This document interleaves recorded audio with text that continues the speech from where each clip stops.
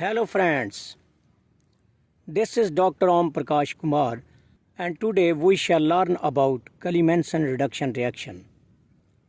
Kali-Manson reduction reaction aryl ketone और aldehyde के साथ साथ ये दूसरे सिंपल कीटोन्स और एल्डिहाइड को भी रिड्यूस करके अल्केन बना सकता है. Let us dive into pros and cons of Kali-Manson reduction reaction. Discovery. Kali-Manson reduction reaction को सबसे पहले Danish chemist Eric Christian Kali-Manson ने डिस्कवर किया. रिएक्टेंट्स. एल्डिहाइड्स और कीटोन उनको अल्केन में कन्वर्ट करवाया जाता है इन the presence of catalyst zinc amalgam, that is zinc and mercury metal alloy in concentrated hydrochloric acid. The reaction in which aldehydes and ketones are reduced to alkane in the presence of zinc amalgam, that is zinc and mercury alloy in concentrated hydrochloric acid, is called Kali-Manson reduction reaction.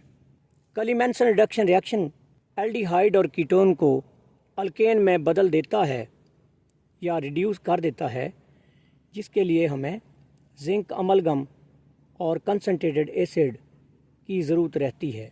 Amalgam क्या होता है? अगर mercury metal को दूसरी metal के साथ mix कर दिया जाए तो इस अलॉय को अमलगम का नाम दिया जाता है. Examples.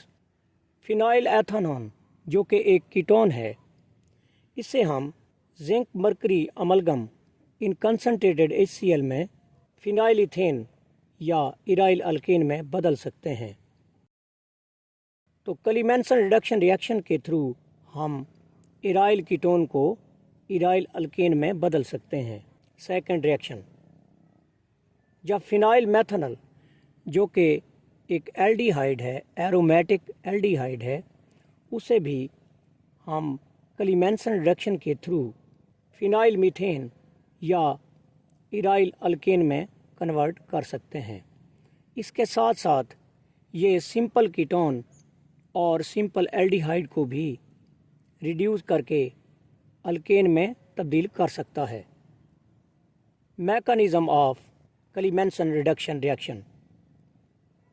The mechanism of Kali-Manson reduction reaction is not fully understood. Kali-Manson reduction reaction का मैकेनिज़्म कॉम्प्लिकेटेड है और इसे अभी तक अच्छे तरीके से नहीं समझा जा सका.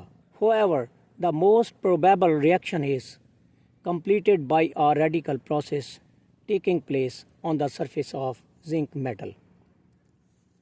लेकिन जो बात सबसे ज़्यादा मानी जाती है वो ये है कि ये रिएक्शन रेडिकल प्रोसेस के थ्रू जिंक मेटल की सरफेस पे होता है और इसमें mercury as a protecting agent काम करता है.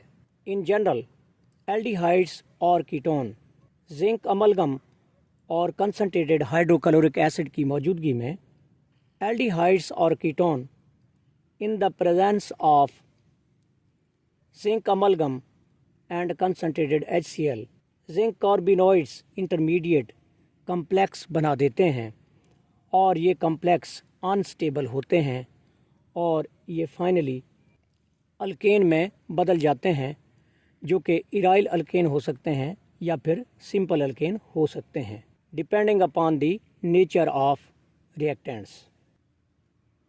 कार्बिनोइड्स या कार्बीन क्या होता है? अ कार्बीन और carbenoid is a species that has the neutral carbon atom with 2 non bonded valence electrons.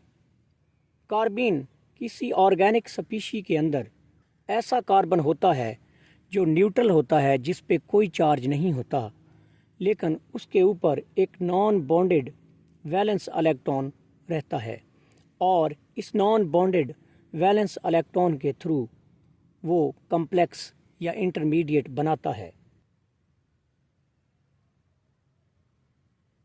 ये एक जनरल ऑर्गेनिक कंपाउंड है. ग्रीन डॉट के साथ non bonded valence electron pair show किया गया है. جو کہ کمپلیکس بنانے کی ایبلٹی رکھتا ہے، اور آر الکائل گروپس ہیں۔ کلیمنسن ریڈکشن کو ہم ان ایکویشن کی ہیلپ سے انڈرسٹینڈ کر سکتے ہیں۔ سب سے پہلے سٹارٹ میں ہم دیکھتے ہیں کہ ایک سمپل کیٹون ہے R C double bond O R, اور ایسڈک کنڈیشن اور زنک املگم کی موجودگی میں یہ انٹرمیڈیٹ بناتا ہے، زنک کے ساتھ انٹرمیڈیٹ بناتا ہے، اور یہاں پہ mercury as a protecting agent کا کام کرتا ہے، اور فائنلی یہ انٹرمیڈیٹ بناتے ہوئے الکین بنا دیتا ہے۔ Thank you for watching.